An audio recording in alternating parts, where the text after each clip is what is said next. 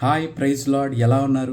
మనం చాలాసార్లు ప్రార్థిస్తాం, దేవా నీ చిత్తం నా జీవితంలో నెరవేర్చండి, చిత్త ప్రకారంగా నడిపించండి.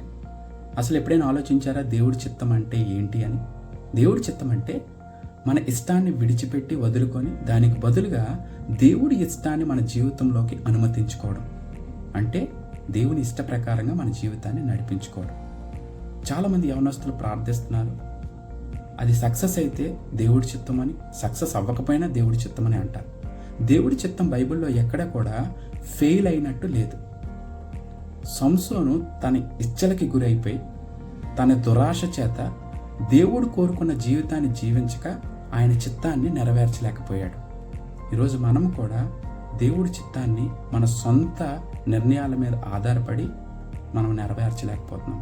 కానీ యేసు ప్రభు మత్తయి సువార్త 6వ అధ్యాయం అంటాడు, నీ రాజ్యము పరలోకంలో నీ చిత్తము ఎలాగైతే నెరవేర్చబడుతుందో భూమి యందు కూడా నెరవేర్చబడును గాక.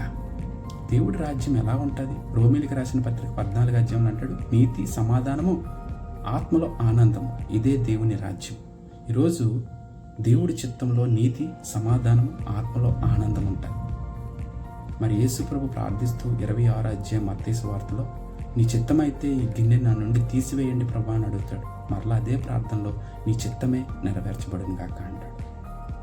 యేసు ప్రభుకు తెలుసు దేవుడి చిత్తంలో విఫలం ఉండదని. యేసు ప్రభుని విజయవంతుడిగా చూడాలి, మరణాన్ని గెలిచిన మృత్యుంజయుడిగా చూడాలని. అందుకే తన జీవితాన్ని యేసయ్య దేవుని చేతులకు అప్పగించాడు. ఈరోజు మన జీవితాన్ని కూడా ఆయన చిత్తానికి అప్పగించగలిగితే మన జీవితంలో సక్సెస్ని చూడగలం. So think about it. God bless you. Let God's will be done in our lives. Amen.